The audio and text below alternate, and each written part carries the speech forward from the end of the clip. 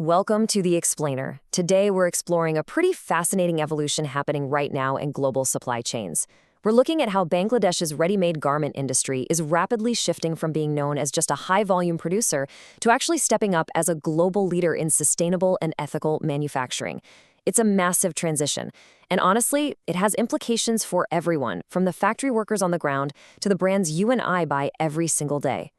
Okay, let's dive right into this staggering number. $50 billion. Let that sink in for a second. That is the projected export value for this industry in 2026, which is up from roughly $47 billion just a couple of years ago in 2023. We aren't just talking about incremental growth here. This represents a deeply entrenched global reliance on this manufacturing hub, and they're pushing relentlessly toward an incredibly ambitious national target of $100 billion by 2030. Section 1, the export powerhouse. Scale and momentum. So, to understand how they get to those massive numbers, right now, Bangladesh is proudly claiming a massive 6.5% of the entire global apparel market share. They're achieving this through a densely concentrated cluster of over 3,500 export-oriented factories. In a world where supply chains are usually highly fragmented, Bangladesh offers a kind of volume and consolidation under one roof that very few other nations can even come close to matching.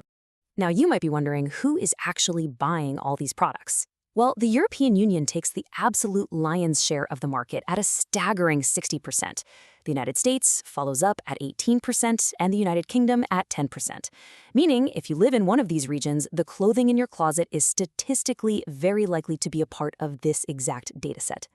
And all this volume creates a massive economic ripple effect. This industry isn't just about clothes. It's the absolute backbone of their national economy.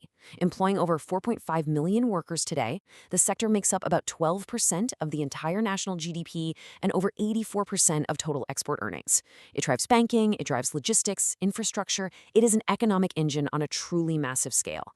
But here's a real game changer. They are rapidly diversifying. They aren't just doing your basic apparel anymore. They're actively pushing into high-value B2B platforms, technical textiles, and even certified organic products.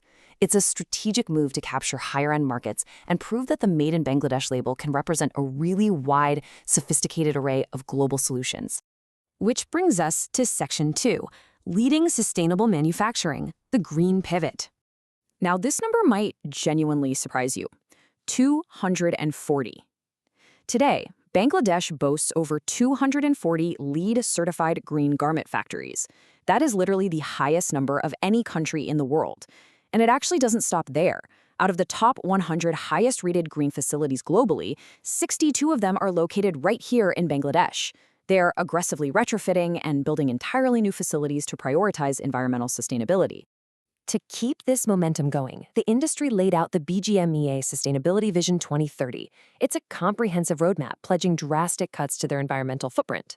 And the targets are bold. We're talking a 30% reduction in greenhouse gas emissions, a major shift to 50% sustainable material sourcing, utilizing 20% renewable energy, and achieving zero discharge of hazardous chemicals.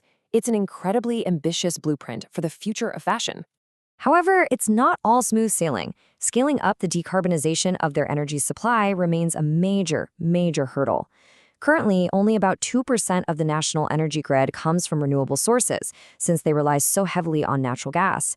So to actually hit that 20% renewable target we just talked about, it's going to require massive, systemic investments in solar PV systems and bioenergy to successfully transition these factories away from fossil fuels.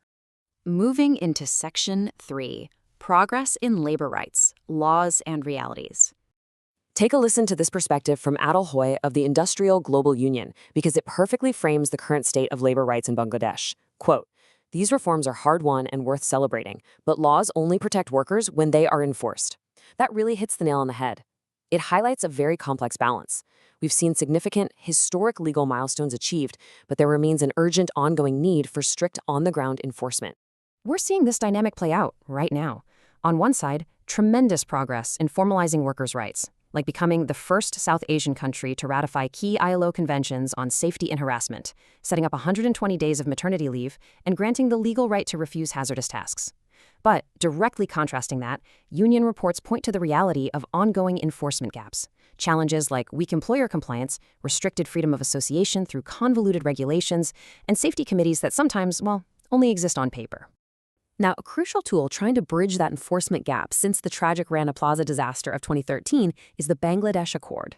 This is a legally binding agreement that ties over 240 global brands directly to unions. It actually gives workers real power and a mechanism to raise safety concerns. And importantly, the current accord is valid until the end of 2026, with negotiations actively focused on making sure these life-saving gains carry forward well into the future. Finally, Section 4, the path to 2030, a critical turning point. Hitting that massive export target we talked about means navigating strict new international rules. Regulations like the European Union's Corporate Sustainability Due Diligence Directive are essentially forcing global brands to demand absolute transparency from their suppliers. Buyers aren't just asking for cheap volume anymore. They are demanding real-time data on factory conditions, strict carbon footprint tracking, and undeniable proof of ethical manufacturing. Ultimately, the factories that can digitize and prove their compliance are the ones that are going to thrive. So that leaves us with a final thought for you to ponder. We've seen the incredible scale, the intense drive toward green energy, and the ongoing fight for vital worker protections. As this massive global supply chain continues to evolve, what role do your choices as a consumer actually play in supporting sustainable and ethical manufacturing? It's definitely something to think about the next time you check the label on your clothing. Thanks for joining me for this explainer, and we'll catch you next time.